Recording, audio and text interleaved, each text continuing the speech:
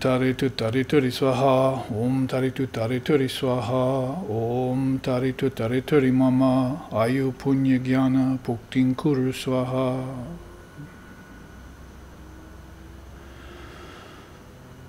Salutations to the mother of the Buddhas, to Tara, to Pragyaparamita, the mother of all wisdom, who grants the triple gem,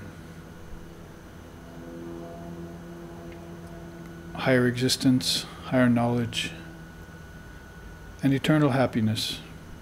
Salutations unto her. Om Sahana, Om Sahana Vavatu, Sahanau Bhunaktu, Sahaviryam Karavavahai, Tejasvi Navaditamastu Ma Vidvishovahai. Om Shanti Shanti Shanti.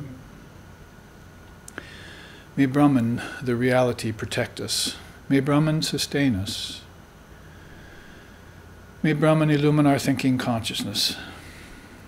May we not find fault with each other, with the world, or with the teachings.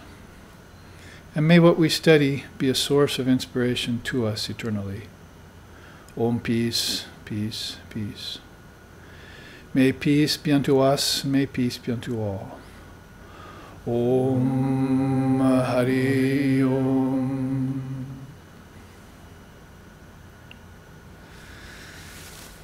In the second half of our class today, and this being the third in a series of 3 classes that we've taken on Tibetan Buddhism under the Advaitic telescope, if you might say, or magnifying glass, to observe some of the deeper teachings and how they have connect with the roots of Mother India.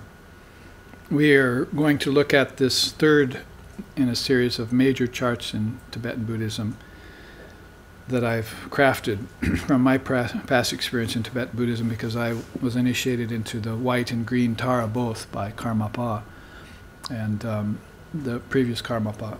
And so took a great interest in Mother of Wisdom, Mother of the Buddhas, in the same way that I had started out with my root path was Mother Kali and Sri Ramakrishna, Mother of the Tantras, if you want to put it that way.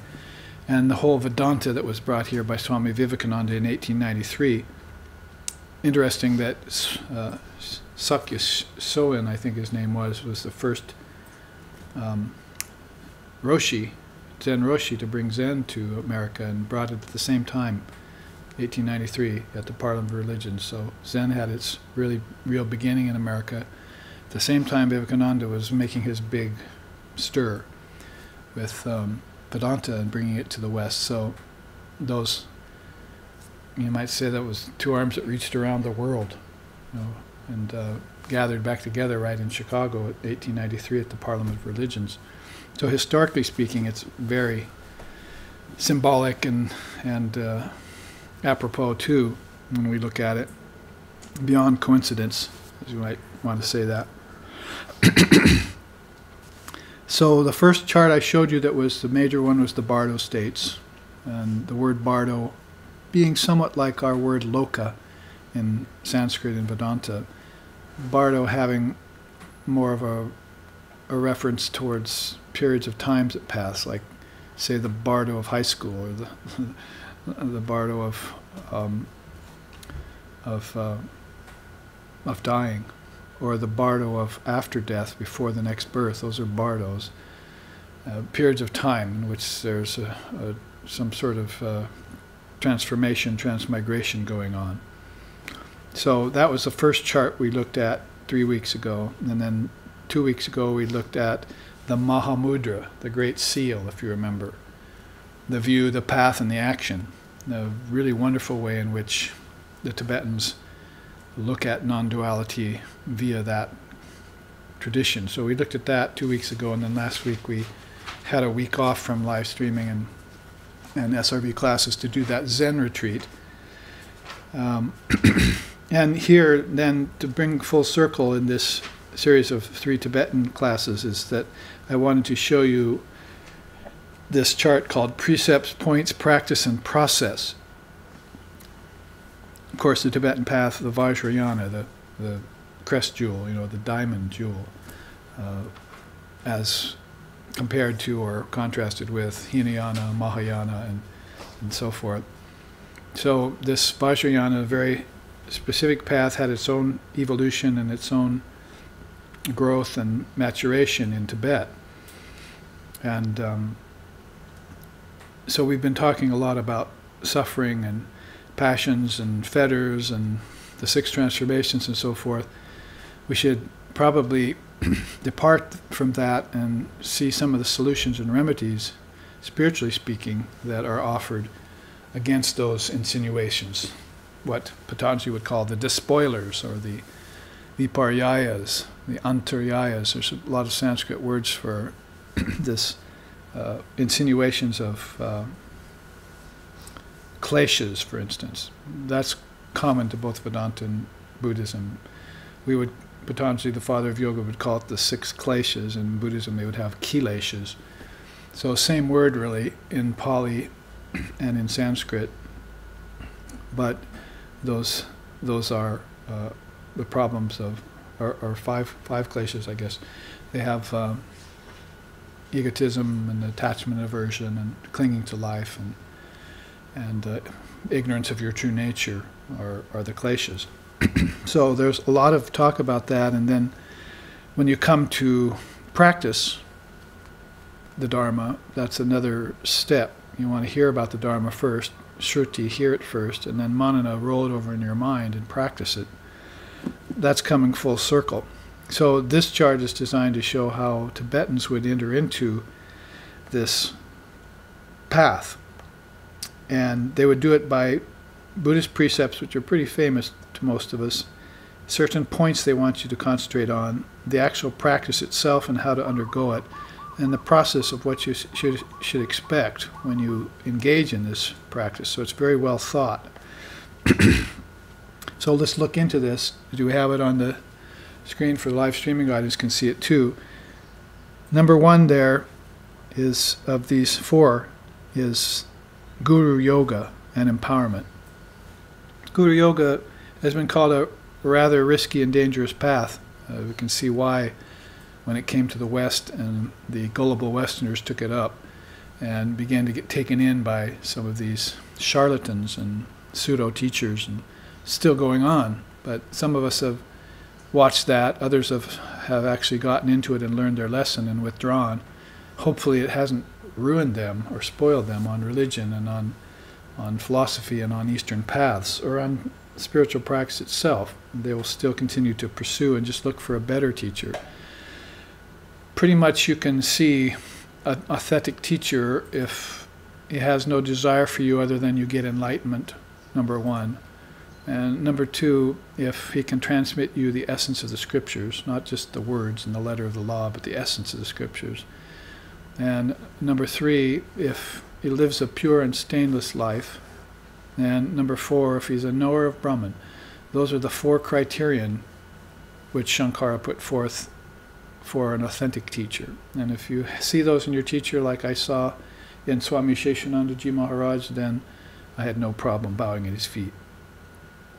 And he was there to transmit me the teachings and send me toward the highest path that I could possibly develop in this lifetime. So that's Guru Yoga, and that's empowerment. In Buddhism, empowerment has several stages, really. I mean, there's the 1,000-person empowerment, where they get these big halls, and they will have you repeat some preliminary mantra or something, and there's a kind of empowerment that goes on there. It's really kind of a filter. They want to see who's going to come up after and ask to be guided in the Dharma, and precious few do.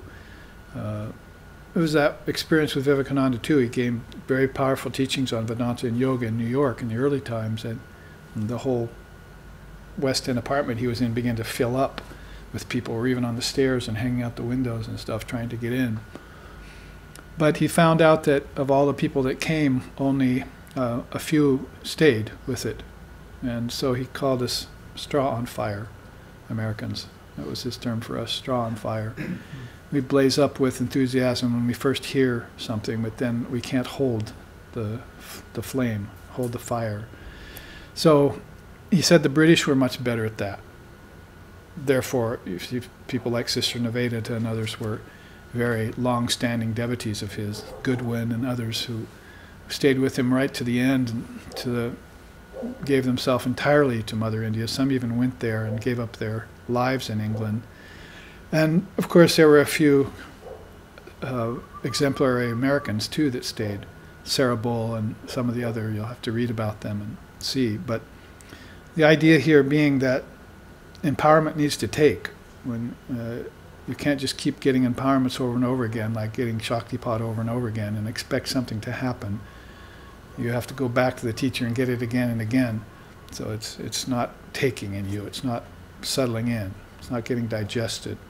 It's just sort of spiritual menu tasting phases that you get into, and looking for this teacher and that teacher. And by now, since the 60s, when this all began to happen, late 50s, early 60s, and the organic farms and the ashrams and the various places that sprung up, most of which are all gone now, we should have learned our lesson and observed very carefully how that works in Maya, so that we can begin to develop the qualification to receive an empowerment and keep it when it happens to us. Like getting a mantra, that would be the Vedic version of that. In Tibetan Buddhism, yes, the mantra will happen, of course, but the empowerment happens early on. In Vedanta, you'll get the mantra from a teacher, and then you'll begin to practice that mantra and see how, sort of test the ground with that mantra. So in Tibetan Buddhism, that's called Guru Yoga and Empowerment, and it proceeds by seeking and developing a relationship with the teacher based on those 4 qualifications. In Vaishnavism, for instance, they say, there are different relationships. Mother and child is cited as a beautiful relationship, usually, and lover and beloved is cited as a very high and beautiful relationship. But they say that there's no better relationship than an authentic teacher and a qualified student. That surpasses them all, because the end aim of that is enlightenment, and there's no bones about it. That's what both are into it for, enlightenment, getting free. And other relationships, you look at them and you'll see, oh, maybe there's some other pastime going on, or some intention or some qualification. But this is what they say about the superlative teacher and the qualified disciple. So in developing a relationship with the teacher is very important. And as my teacher, Swami Sheshananda, used to say, a teacher has to be accessible. Can't be on a throne, can't be on a raised dais, can't be invisible and you never get to see him, like some of these teachers with millions of disciples. A teacher has to be accessible, right there with you, rolling up the sleeves, going through the whole thing with you. Higher than compassion is love. So he has to love the Atman in you, and you have to love the Atman in him or her. And if that's the case, then the relationship can go the full distance to enlightenment. So the relationship with the gurus or with the acharya is extremely important. Understand that if you go and spend time with the Indian people, how they feel about their guru. It's very wonderful. We don't have that here about our gurus very often. Part B there is quality for empowerment and gain the wisdom transmission. So, or qualify rather. So that's what I was speaking of. The empowerment can just go right over you or right through you, like an electric charge, and you're just the same person again. But if you develop that quality of qualification, then when the transmission is given, it sticks. Sri Ramakrishna had a really good story about that. When photography was just an infant science, and at the end of his life, they took him to a studio. A photographer photographed him. This is the one where he has a pillar under his arm. He's dressed in a green jacket. He's got a pillar under his arm. They put that pillar there because he would fall over if you left him alone. He would go into samadhi at the slightest thing. He was so sensitive, spiritually speaking, and he would actually just fall over. So the photographer would set him up, say, okay, leave him now, and then turn and go to the camera, and Sri Ramakrishna would start, falling over. And so they looked around the studio, and there was this pillar from some Roman set or something, and they put that under his arm, see, so he could lean on it. See, that's obviously or evidently the story. So, but the reason that he was so much in samadhi was the photographer had just showed him how photography works in that early time. It was that they had a plate, and then they put the solution over it, and then you snap the light, and the light would transfer through the lens and print itself on that glass plate, and then you'd make the paper photograph from that. But if you forgot to add in the silver nitrate to that solution, the image would not get captured. You could shoot again and again and again, and no image would get set on that glass plate. So the silver nitrate add in, then it would distill, and you'd see the image form.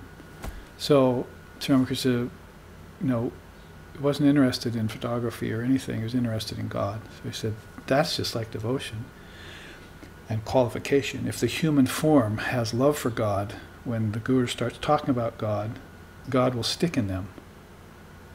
In other words, they have the silver nitrate there in their mind, the silver nitrate of devotion. If it's not there, you can talk at them all day. Nothing will get impressed. See? So a beautiful analogy he used, again with just a sort of an everyday experience that he's so famous for. So qualify yourself, hear the teachings, and they'll stick, and then you can go very deep with them. In fact, they can become a whole world for you. And that's how you abandon this world and you live inside. Intellectuals even do that. They're like the Einsteins and so forth will live in this realm of their own inner knowledge and kind of become divorced from the outer world. Time didn't tie his shoelaces, so he tripped over him and broke his arm. So he's not even, aware of what's outside. He's thinking about E equals MC squared, and everything is just completely taking him away from the outer world for a while. So even more so in case of spiritual life, when you start finding this dharma, this jnana yoga inside of you, and how everything is made from it, drawn from it, in nature is even drawn from it, then you get very much enamored of it, and you want to spend more time inside. It's actually a preliminary to non-dual meditation, is meditation on jnanam. Sukshma jnana is called, meditation on the subtle. So you leave the gross and you meditate on the subtle. And you spend lots of time there. It draws you. So that's only happens then if you have qualified yourself, if you've gained a taste for it. Son went up to his father, said, I've got a problem. Father said, what's your problem? He says, I'm addicted to wine. And the father said, what's wine? And the son said, here, take some. So the father tasted it. And then the son said, so now tell me that you've tasted it. Should I give it up? He said, well, you should give it up, but I'm not going to.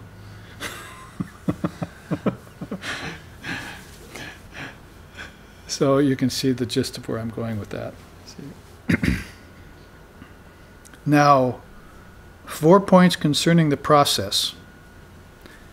Meditate 3 times a day with faith and devotion. This is the Tibetan way. This is how they want you to do sadhana. Meditate 3 times a day with faith and devotion. If the silver nitrate of faith and devotion is not there, your meditation is not going anywhere. And you can meditate for 10 or 20 years, and you can tell everyone, I meditate. You haven't made 1 inch of progress yet. You're still the same place that you were 20 years ago. So put the qualification in there, and you can become a Buddha in 6 months. That's how Vivekananda put it. So very important to have those mainstays in there upon which you build this edifice of spiritual life. Can't be built on sand, Christ said. It has to be built on bedrock. 2, practice holding the mind in an unmodified state.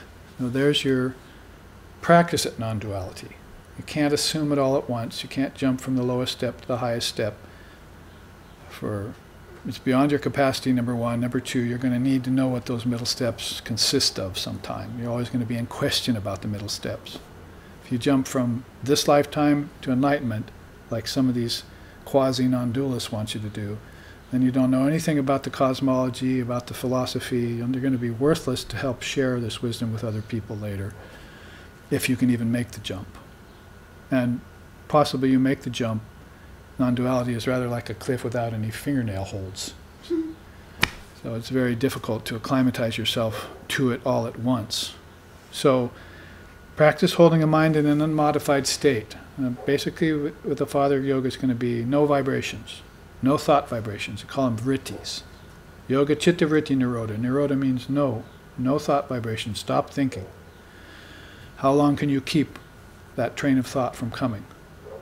And then when the train of thought goes by, how long can you keep it from coming, from the next train from coming when the caboose goes by, you see? Trains of thought are coming all the time with cabooses at the end. You have to grab that place in between each train and expand it so that you're not thinking the next train of thought is coming at you and you just let it go by. You don't entertain it at all. So you keep the mind in an unmodified state by that way, and you begin practicing non-duality. Realize that whatever appears comes from one's own mind. Might as well have been put second and this one third, but the other one third, but it still means the same thing. That I remember the Mahamudra teaching last 2 weeks ago, right? 2 weekends ago, that the mind is the source of all manifestation. Everything rises off it, like waves on an ocean.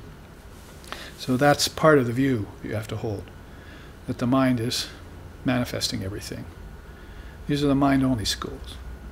Nature didn't have any part in it until the mind thought of it first. Nature came out of the mind, in other words. You have an eye, but you also have the power of the eye to see.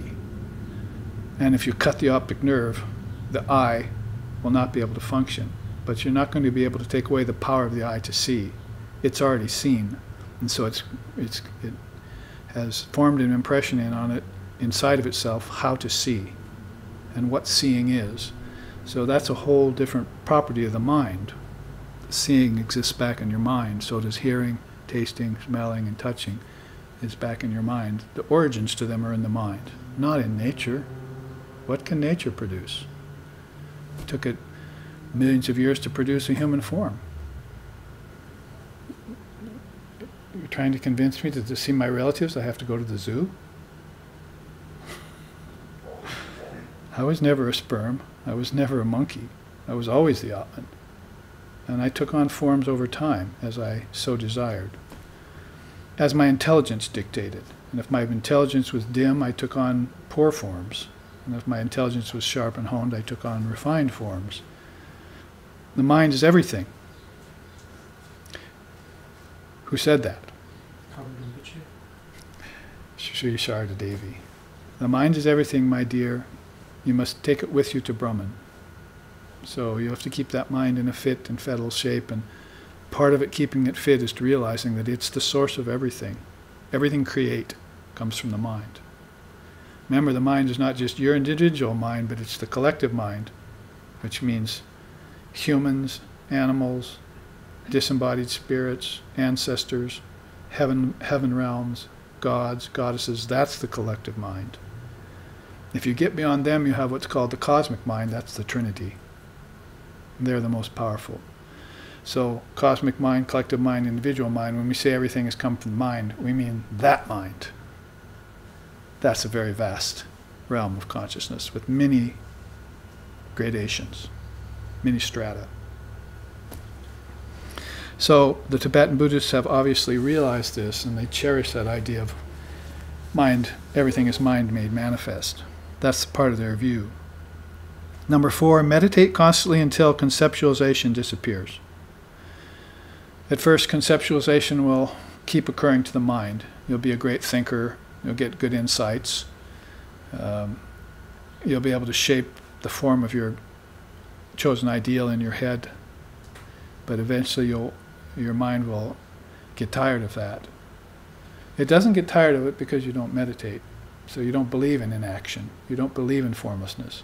But as soon as you start meditating, it occurs to the mind that there is a state called formlessness, and there is a bliss that's formless.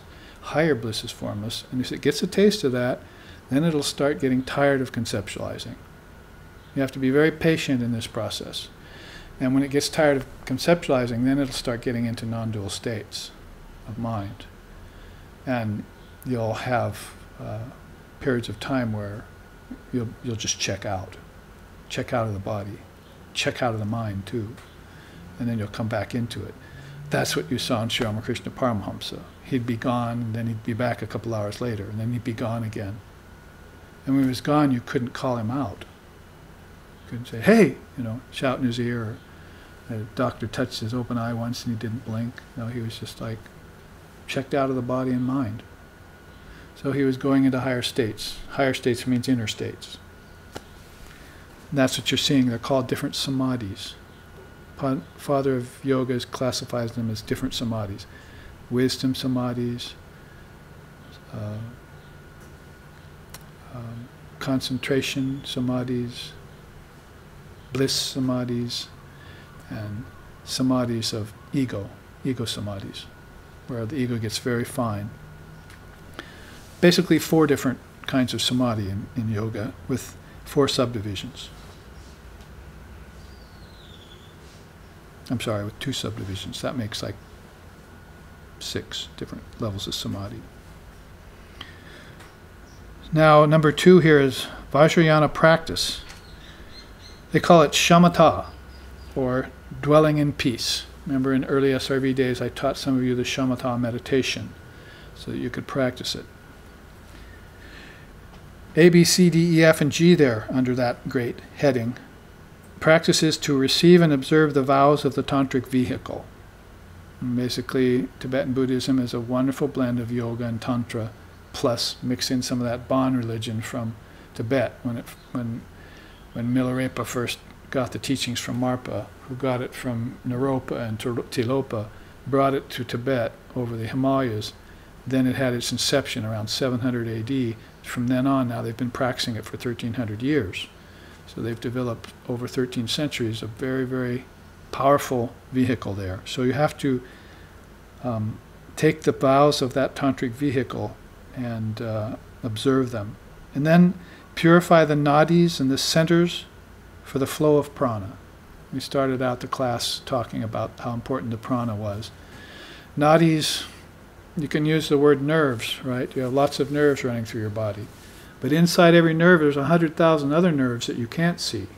Those are called nadis. And they conduct a different energy called prana. And that's how health is. Mukhya prana it's called. Great health is achieved by people who can control the prana. But some people stop there at controlling the prana and just being healthy. They're just a healthy animal. And that's as far as they'll go.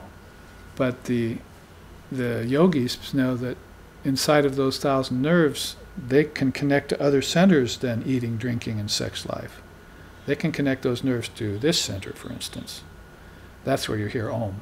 Your first hearing of Om happens there, or just above the navel. See, that center where the ancestors are coming in and out, where pregnancy is happening, where food's getting digested. That's a powerful center there. You want out of it. If you're into spirituality, you want to open up this center. You hear the sound, and the sound will begin to take you toward the center, the third eye, the wisdom eye. So that's the way Kundalini Yoga is explaining it to you. And it happens by nadis. Prana then becomes psychic prana. It started out as prana of food. Prana of food got transmutated up, sublimated up the spine by your practice. That's why they're giving you the practice here. So you have to become aware of the nadis so you can begin to open up the energy, so you can sit like this all day. So you can live with breath or without breath. You can go into a breathless state called kumbhaka. It's a kind of samadhi. And so nothing gets to you. You're impervious. You're just invisible. And You don't care about anything and nothing cares about you.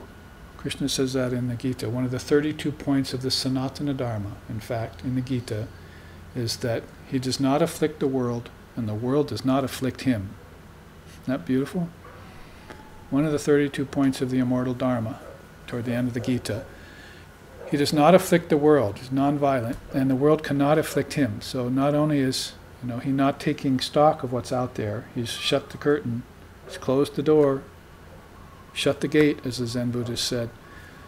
And then they've opened up this inner gate, and now they're engaging in nothing but subtle practices for the good of all beings. The opposite of violence. So that's a part of this practice. That prana will become psychic prana, and that psychic prana will abracadabra, turn into Shakti. And that's where you get the word Shakti and its import.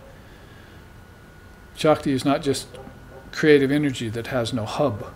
It's sort of sporadic or something coming out of nowhere. But she uses the prana in people, in beings, to produce her works, her miracles.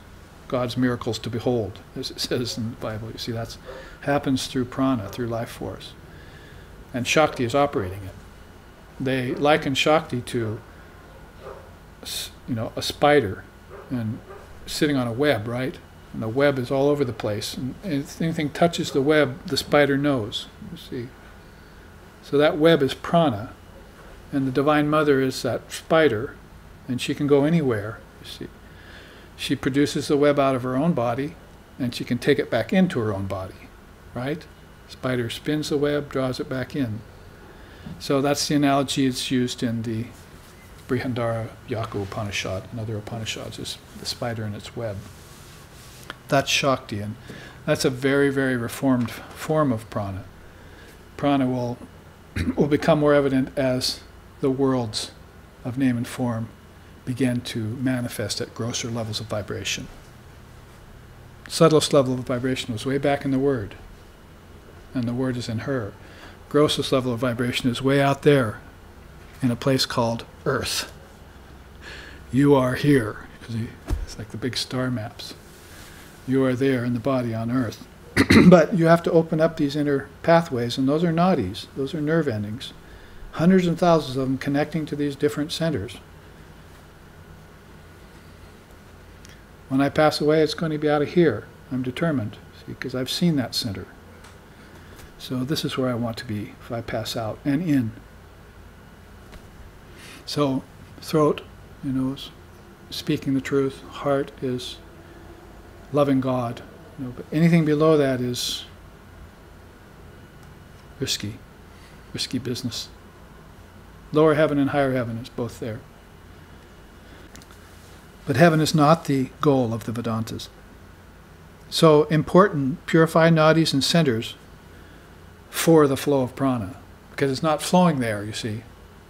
That is, it may be flowing, but you're not aware of its flow. If you're not aware of it, it might as well be closed to you. So knock, and it shall open.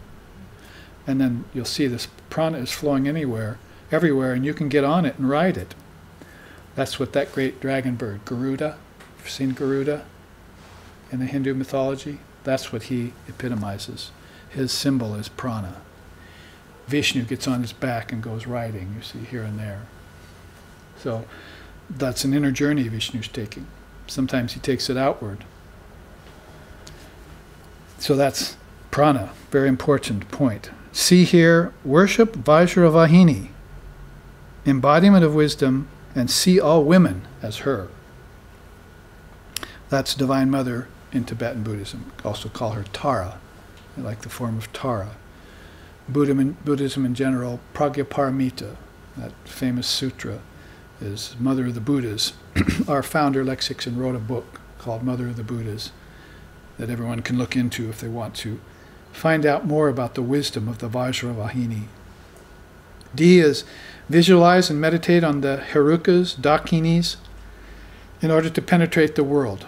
The Herukas are male deities, the Dakinis are female deities. They're existing just outside this world, which means not out in space. It means outside the gravitational pull of matter into the next level of particle.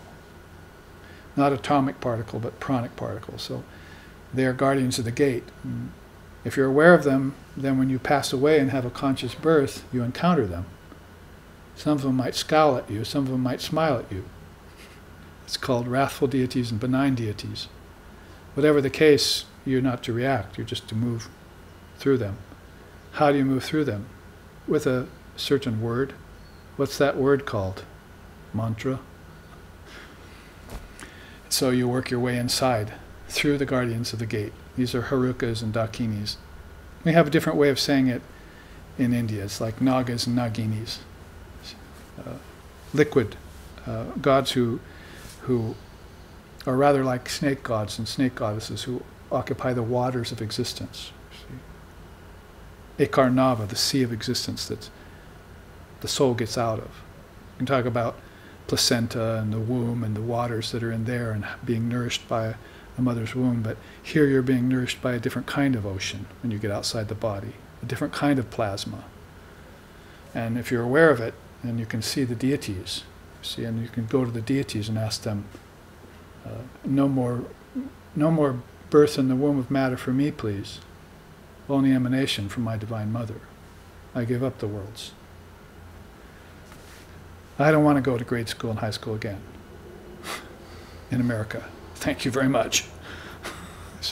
I'm done with that for sure. Take me to some other world. Like God. Now, E, establish a relationship with one chosen deity, Yidam, and merge in it. Here's your Ishtanishta in Tibetan Buddhism. We call it Ishtanishta, devotion to one ideal. Very important. It's one of the problems that I was talking about earlier about spiritual menu tasting and straw on fire and all those problems that we've been having as Westerners with commitment and so forth to spiritual paths and not going the distance and all of that. Part of the problem is that you need to get one chosen idea and realize it. Dig one deep well to strike water and give up digging all these shallow wells that get you nowhere. If you can strike water once, then you'll know that water is the same water in every well. You'll know the Muslims have truth, the Christians have truth. You'll be a Sanatana Dharmi. You'll be able to say, this water of Brahman is the water of Allah, is the water of Almighty Father, is the water of Tathagata Garba, is the water of Yahweh. It's the same reality, it's just reached by different pathways, that's all. In fact, Sri Ramakrishna used to call that, Muslim goes to the lake, to one ghat, one landing place, and draws water and calls it pani. And then the Christian goes, calls it water to a different ghat. And then the Greek goes to a different ghat, draws it, calls it aqua. So they're all the same water. They're just calling it by different names and they're approaching it at different ghats. That's one of Sri Ramakrishna's famous stories about universality. Sanatana Dharma, if you will. So you're not going to know that until you open up these nerve endings and these channels inside where all beings are in one huge state of consciousness, you see, with different gradations. So you have to pass through them to know them. Many people do, and then they forget them when they come back to earth in the body. Maya is so thick here that when you enter into the womb again, you forget what you've seen outside the body. And then it's only a matter of meditating because you only remember it in your causal memory. You have that stored in your causal memory, so if you meditate deep enough, all of a sudden, boom, there's a memory that I haven't thought of for a long time. And it's not a memory of, my ancestors or my mother or my great-grandmother here on earth. It's a memory of something that I experienced outside the womb before I took birth. And that's what Krishna says. You'll begin to see the chain of your lifetimes then.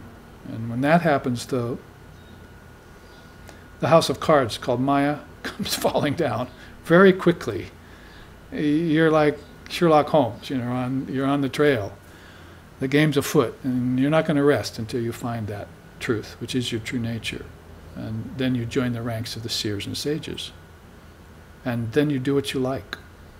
You can do anything you want then. Take a body, not take a body, it's up to you. Now, it gets, the practice here very well outlined, isn't it? It gets deeper when you realize the voidness of both the deity and the world. Now you're getting beyond form. First the world was there as real, then it became less real and your deity became more real. And you depended on your deity and the world went away.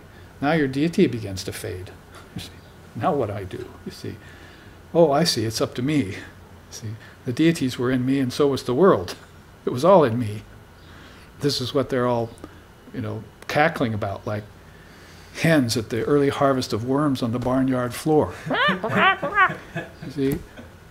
Oh, it's all in me? Yes, of course it's all in you, but it's a capital U. See? You are the darling of your own worship.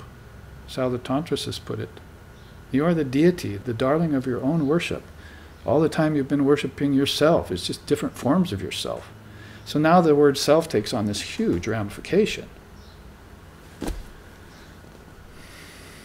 You merge the 5 elements into the 5 senses, the 5 senses into the 5 subtle senses, the 5 gross elements into 5 subtle elements. You merge all those into the mind into the intellect into the great mind into the Trinity into the Word, and find the Word inside yourself.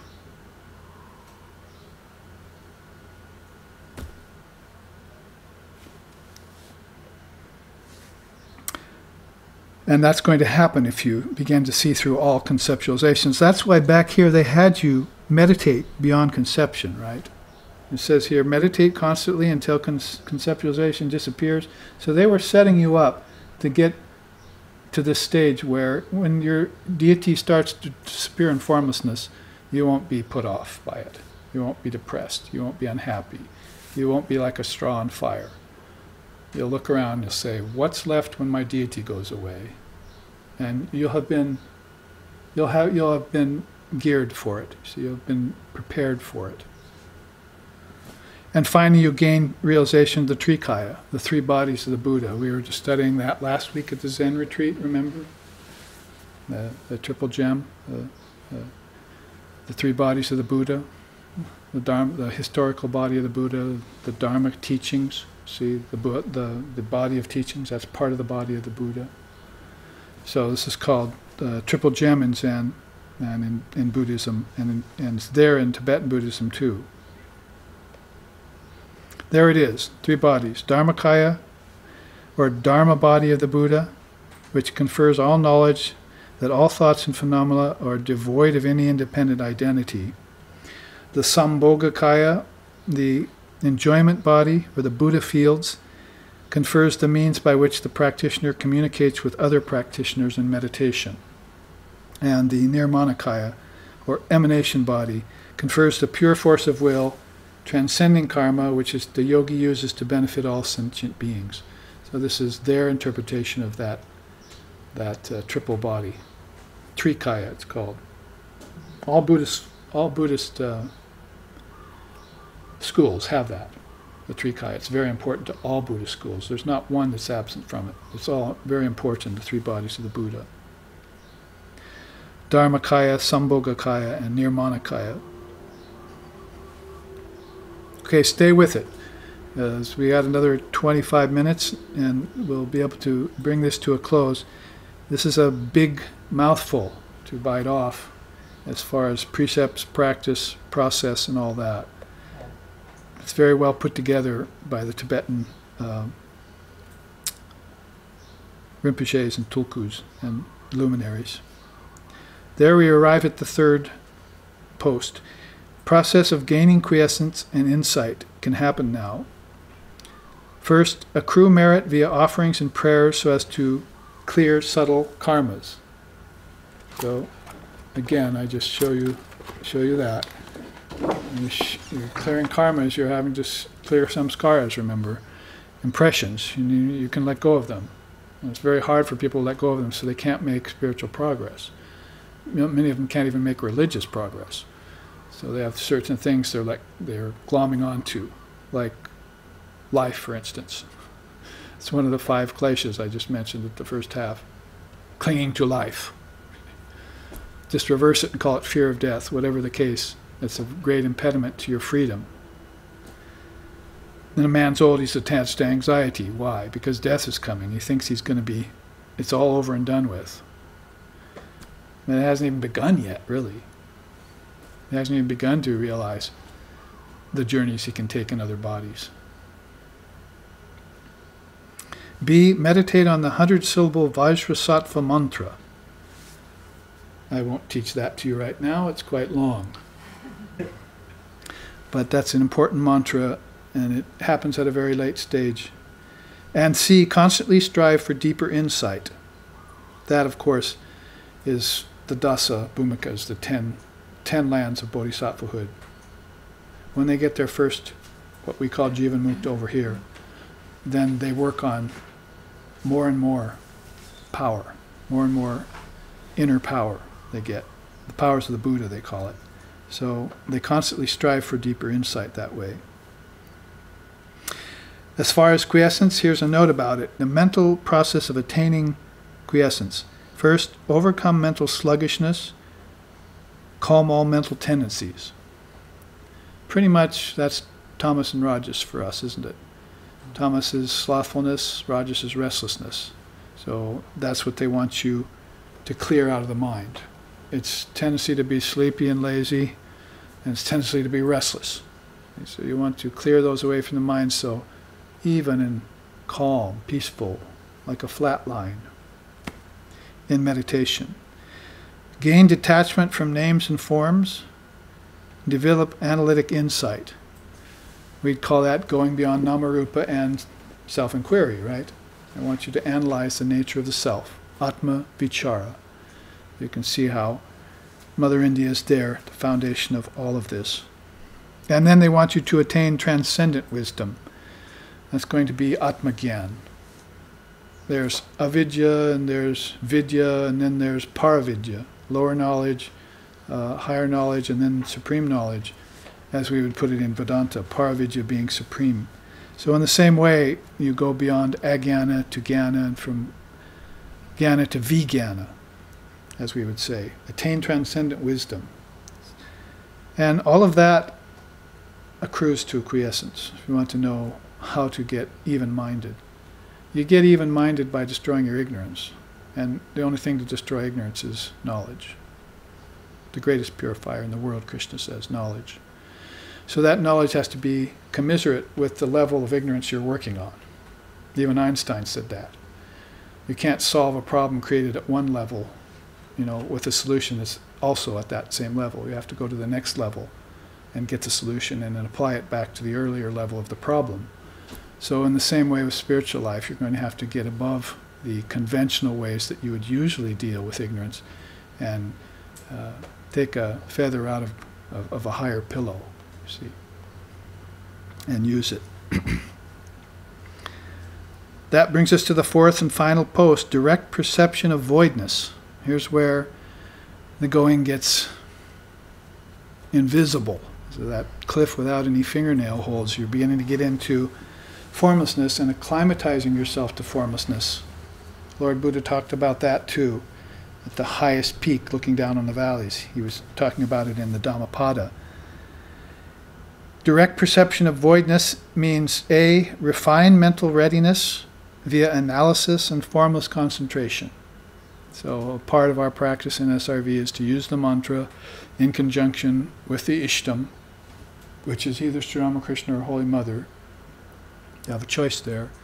And then part of your meditation is on them, and the other part is emptying your mind of all conceptions and trying to develop formless concentration. Also, dissolve ordinary concepts and perceptions by perceiving their voidness, that is, their emptiness. Realize voidness in all stages of life. Then you bring it back to all stages of life. If you can see the original formlessness, then you can bring it back here and you can see it pervading throughout everything. That's where you see everything as empty. Shunyata, which is one of the highest Buddhist teachings. Shunyata, the void nature of being, they call it. It's void of, Maya is void and empty, so is reality void and empty. It's really much of a strange conundrum. That's where you get the idea of nirvana and samsara being interchangeable in the Diamond Cutter Sutra. Because what is Maya is empty of substance to fulfill you. It's empty of any solidity. It's all vibrating particles changing at a billionth of a second, so forth and so on. Brahman is empty of what? Worlds, name, form, sorrow, grief, passions, fetters. It's empty of everything that has anything to do with form. And so they say the void illuminating mind. Meditate on the void illuminating mind, because what's coming off of it is just pure light, pure bliss. And it doesn't have an origin, so you can't really trace it to any beginning. So therefore, you can't really put your finger on it. It's the void illuminating mind. And then you bring that back, and Sri Ramakrishna said it's like putting on yellow glasses. You see everything yellow. So if you bring that void illuminating mind back with you out of meditation and put it on here, you see everything as void illuminating mind. It's all Brahman. That's where you get that idea, seeing God in everything. It's just the name of a couple books, chapters and so forth. Seeing God in everything. But you would have had to have gone the whole distance in order to make that really apply. You can't just give it lip service, pretend it.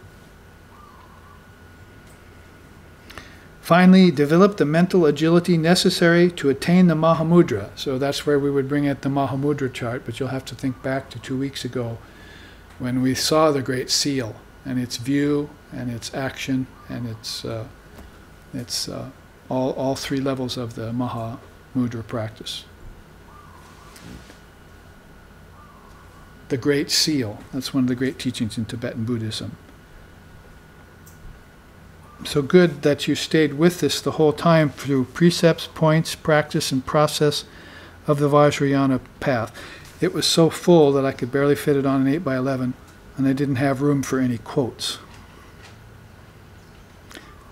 But that, along with the Mahamudra practice chart that we looked at, and the idea of bardos, are 3 great Tibetan teachings. You might call them the 3 great pillars of Tibetan Buddhism. And they also borrow heavily against the Praticca Samutpata, the 12 links of rebirth. The Nidanas, they're called, and how that all brings the soul back into the body against its will in ignorance. Sri Ramakrishna talked about that as the kids catch a mongoose and they tie a brick to its tail, because if they let it go for even an instant, it's gone. So they know that how fast it is, so they tie a brick to its tail so it can't get up into its hole in the wall anymore.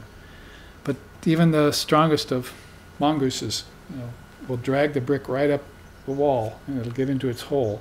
But that weight is constantly pulling it down, so it's slowly losing its energy and coming out of the hole, scratching its way out of the hole. Finally it falls, and they have it as a perpetual captive.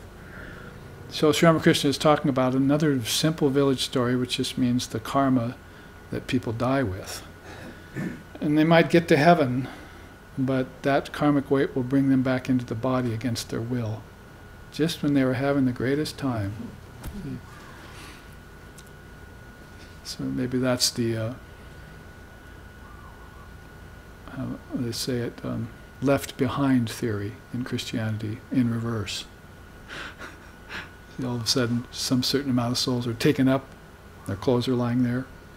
Where'd they go? Well, they got taken up to heaven, and we have to stay down here on earth. But if you look at that in reverse, see, that's left behind.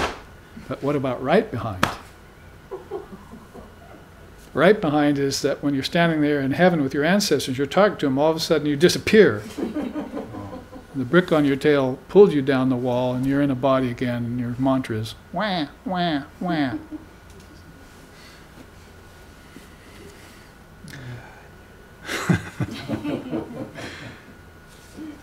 Well, that might not wash, in Christian philosophical circles. But it's very dearly marked by Sri Ramakrishna Paramahamsa, who wants you to be free of these karmas, this baggage that you arrive at the station late at night. and there are no people around, no more trains, just a bunch of thieves out there in the thickets, and you can't move. You have a lot of baggage. You can't go for help because they'll steal it. You just have to sit with your baggage all night. So that's that karma that one accumulates over lifetimes and brings one back, sort of renders one helpless. And you see that in regards to people's lives all the time. They're not making any growth. See, so if we go back and talk about Vardate and the other transformations, see, then that's where you'll find that teaching of Ram. Very potent. That way, so you'll look deeper into the 6 transformations, and you'll see that growth is one of them. And you'll have a different idea about the nature of growth and what it means. That is, all growth is a kind of transformation, and transformation is ultimately unreal. But spiritual growth, that is something that you can utilize. That's something you can utilize because it's taking you beyond Maya. As they just said so nicely here, from avidya to vidya and to paramavid, from lower truth to higher truth. That's why we often chant that. Asato ma sadgamaya, tamaso ma jyotirgamaya, mrichor ma amritam gamaya. Take me from lower truth to higher truth, from the unreal to the real, and from the illusion of death to eternal life. Reach me through and through with thy sweet and benign presence. So in that way, a soul comes to the end of their transmigratory process, transcends 6 passions, 8 fetters, 5 kleshas, and the 3 gunas, which we could look at another time, that was mentioned here too, and goes beyond the beyond, as Lord Buddha said, gatam, gatam, paramagatam, beyond all relative goals to the supreme goal. That's the kind of growth we want, if growth there be. So here I think we'll end a few minutes early and let you out to recess early. Just don't make your playmates the 6 passions and the 8 fetters, or if you do, keep them all under control. They said to Sri Ramakrishna, how do I get rid of lust? And he said, you can't. Can't get rid of the passions. They're your partners in life. Just keep them at a minimum.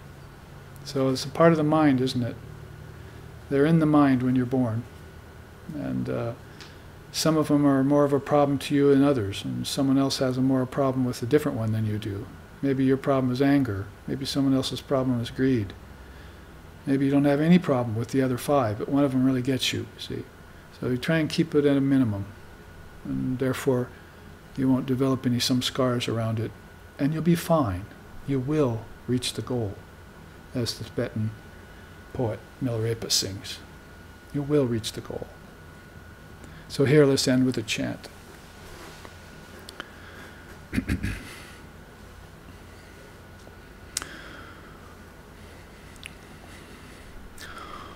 Om Bhadram